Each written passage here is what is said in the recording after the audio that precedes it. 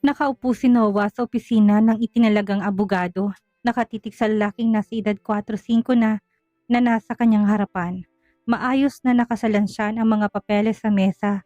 Ngunit alam ni Noah na hindi magiging madali ang prosesong haharapin niya. Kaya gusto mo bang palayain ng kliyente kong si Amari? Tanong ng abogado, malamig ngunit may halong pagtataka ang tinig. Mariing tumango si Noah. Oo, gusto ko maglunsad ng depensa.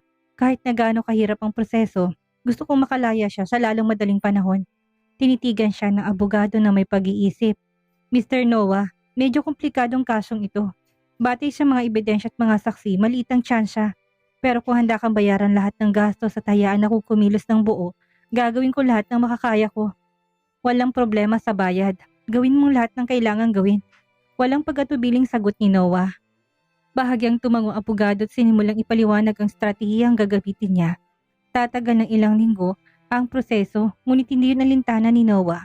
Basta pumirma lang si Amari sa mga papeles ng diborsyo. Handa siyang harapin ang lahat.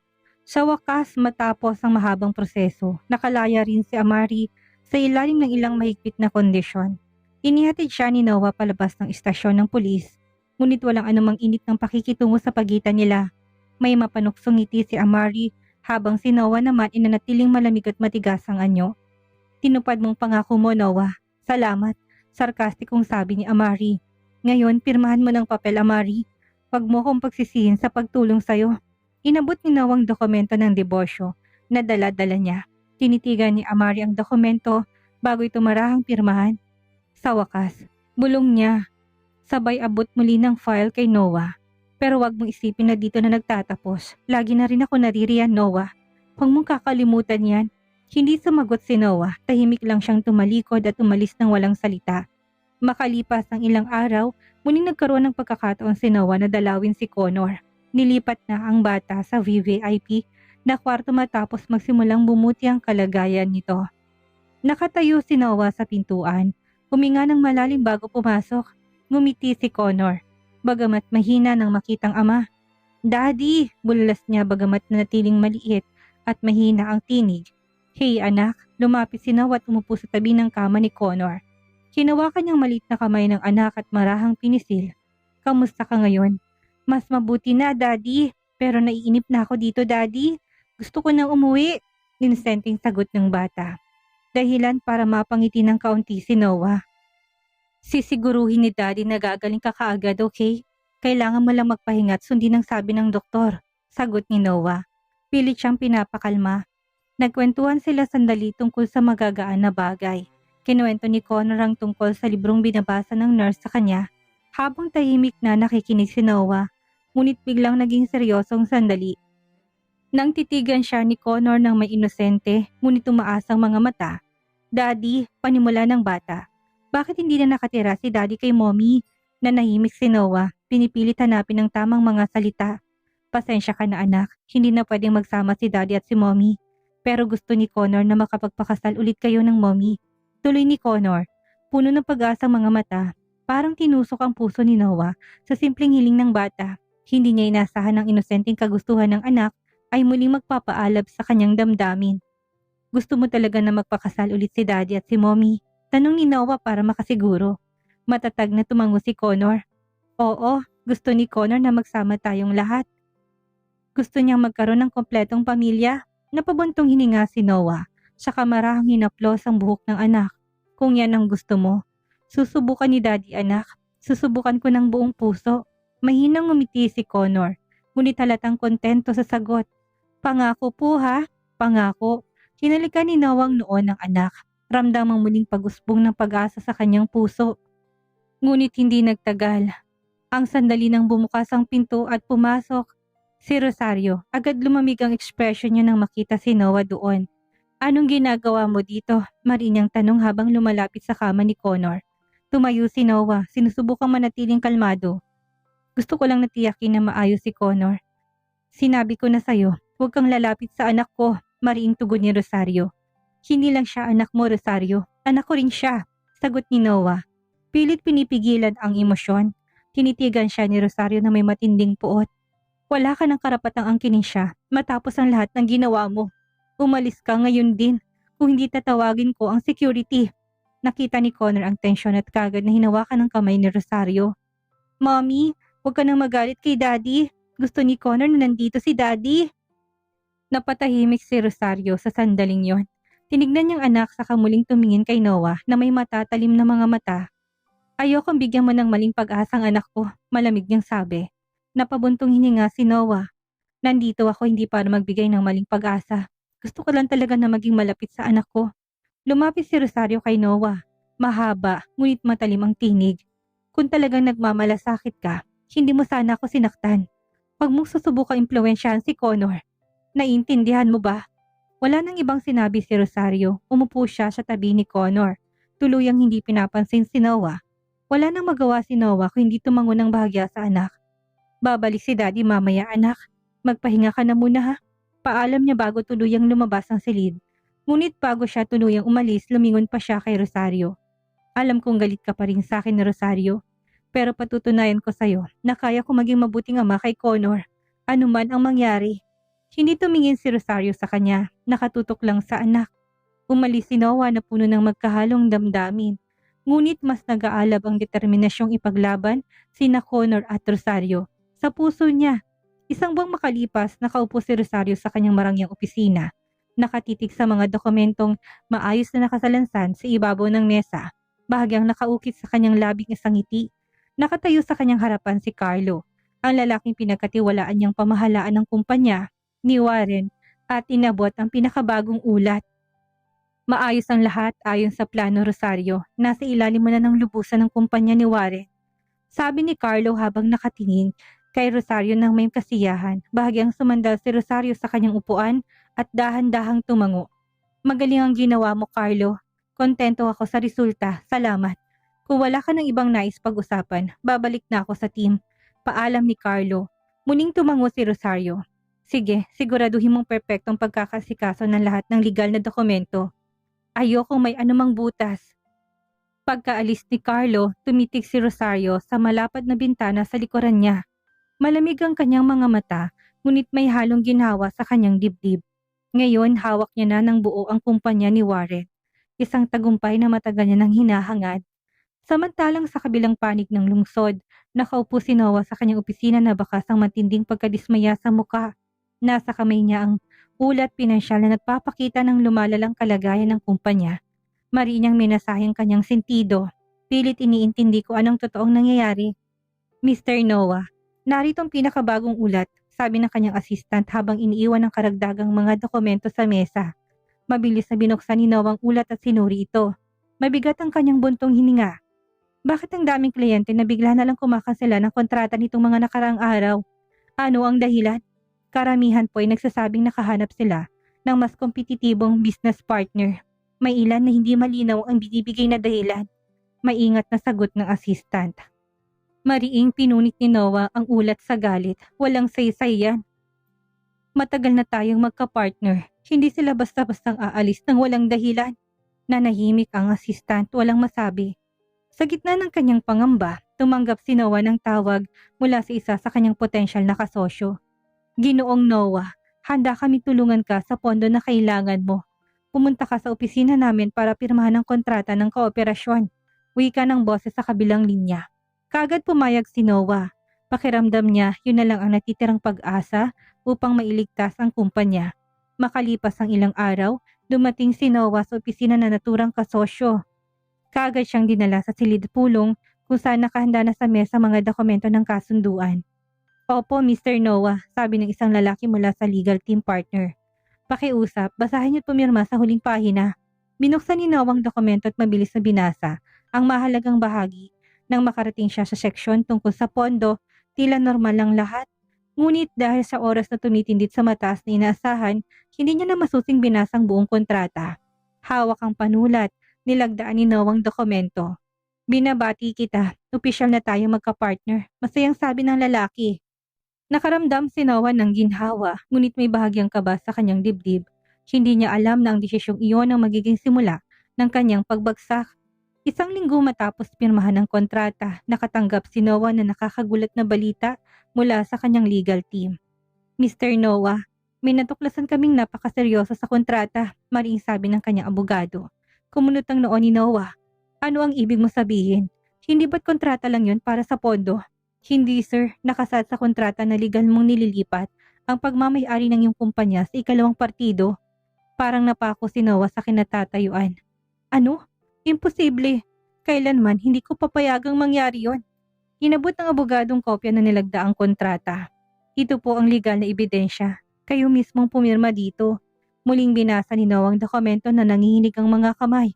Bawat salita'y parang sampal sa kanyang mukha. Sino na ngayon ang bagong may-ari ng kumpanya ko? Paus niyang tanong. Nag-aatubiling sumagot ang abogado. Ang may-ari, si Rosario. Parang gumuhong mundo ni Noah sa pangalang iyon. Bigla siyang tumayo, nag-uumapaw ang emosyon. Rosario, hindi maaari. Planado niyang lahat ng ito. Sa palagay ko po sir, minumungkahi kung kausapin niyo siya kaagad bagamat sa legal na aspeto. Wala na po kayong magagawa. Hindi na nagdalawang isip si Noah at dumiretso sa opisina ni Rosario. Pumasok siya na hindi kumakatok. Galit ang mukha, tahimik na nakaupo si Rosario, nagbabasa ng mga dokumento sa mesa. Nang makita siya, bahagya itong itinasang kilay. Waring inaasahan ang pagdating niya. Noah, ano yan ang kalmado? Anong problema? Parang balisa ka. Alam mo kung bakit ako nandito, singal ni Noah. Kinukuha mong kumpanya ko. Sobra ka na, Rosario. Sumandal si Rosario sa kanyang upuan, malamig ang tingin kay Noah. Kinukuha ko lang ang nararapat sa akin. At saka hindi ba't ikaw mismong pumirma sa kontrata? Pinagplanuhan mo ako, sigaw ni Noah. Huwag mo ko sisisihin sa sarili mong katangahan, mataliw ng balik ni Rosario. Kung binasa mo lang ng mabuti ang kontrata, hindi sana nangyari to. Mariing pinisin ni Noah ang mga kamao, pinipigilan ng sarili na sumabog. Bakit mo ginagawa to, Rosario? Dahil ba sa galit mo sa akin? Tumayo si Rosario at tinarap si Noah na may matinding puot sa mga mata. Hindi lang ito tungkol sa paghihiganti, Noah. Tungkol ito sa hustisya. Matapos ang lahat ng ginawa mo sa akin, ito ang nararapat na ganti. Huwag mong idamay ang kumpanya sa personal nating problema, giit ni Noah, puno ng inis. Oh, pero malaking bahagi ng buhay mong kumpanya, hindi ba? Ang alisin yun sa iyong pinakamabisang paraan para ipakita kung gaano ka ngayon kawalang magawa. Malamig na tugon ni Rosario na may mapanuksong ngiti. Umiling si Noah, baka sasakit sa mga mata. Hindi ko inakalang magiging ganito kakakalupit, Rosario. Naiintindihan kong galit ka. Pero sobra na to. Lumapit si Rosario, mababang tinig ngunit puno ng banta. Sobra. Nakakalimutan mo na ba kung paano mo winasak ang puso ko? Kung paano mo ko iniwan para sa ibang babae? Huwag mo ko pagsabihan tungkol sa sobra, Noah. Nanatiling tahimik si Noah, batid na walang saysay ang anumang paliwanag. Ngayon, lumabas ka na sa opisina ko, malamig na utos ni Rosario. At tanggapin mong katotohanan na tapos na ang kumpanya mo. Wala na nagawa si Noah kung hindi umalis, ngunit sa kaibuturan ng kanyang puso, nanumpa siyang hindi basta susuko. Kahit na nawala ng lahat, hindi niya titigilan ng paglaban para sa pinakamahalaga sa kanya. Pumasok si Noah sa kanyang mansyon na mabigat ang bawat hakbang. Parang dinadaganan ng isang malaking bato ang kanyang isipan. Bawat sulok ng bahay ay paalala na lang ng isang bagay na malapit nang mawala. Sa sala, nakaupo si Ginang Marta habang nagniningning. Agad itong nagbago ng ekspresyon na makitang itsura ng anak. Noah, anong nangyari? Bakit ganyan ang itsura mo? Hindi ka agad sumagot si Noah. Hinubad niya ng marahas ang korbata. Tinapon sa sofa saka naupo ng pabagsak ang katawan. Tulala siyang nakatingin sa sahig bago tuluyang nagsalita. Ma, kailangan na nating lisanin ang bahay na ito kaagad. Sandaling natahimik si Marta. Sinusubukang unawain ang sinasabi. Anong ibig mo sabihin, Noah? Bakit natin iiwan ang mansyon? Bahay mo to. Humugot ng malalim na hininga si Noah, sinusubukang pakalmahin ang sarili. Tapos ng lahat, ma. Ang mansyon na to, ang kumpanya, lahat, hindi na sa akin. Napatingin sa kanya si Marta, puno ng pagtataka. Ano bang nangyari? Ipaliwanag mo sa akin. Si Rosario, natigilan siya, humina ang boses. Kinuha niya lahat sa akin. Ang kumpanya, ang yaman, pati bahay na to. Wala na akong natira. Nanlaki ang mga mata ni Marta sa pagkagulat. Si Rosario? Ang dati mong asawa? Siyang may gawa nito? Oo, tipid na sagot ni Noah, puno ng pagsisisi ang tinig. Tumayo si Marta mula sa upuan. Nakaklench ang mga kamao sa gilid. Paano niya nagawa ito sa'yo? Alam kong nasaktan siya pero para maging ganito kabagsik. Hindi ko maintindihan. Bahagyang umiling si Noah. May rason siya, ma. Nasaktan ko siya noon. Niloko ko siya. Siguro itong paraan niya ng paghihiganti. Paghihiganti? Umiling si Martha, pilit iniintindi ang magulong sitwasyon. Pero wasakin ang buhay mo, Noah. Hindi ba niya iniisip si Connor? Kailangan ka ng bata.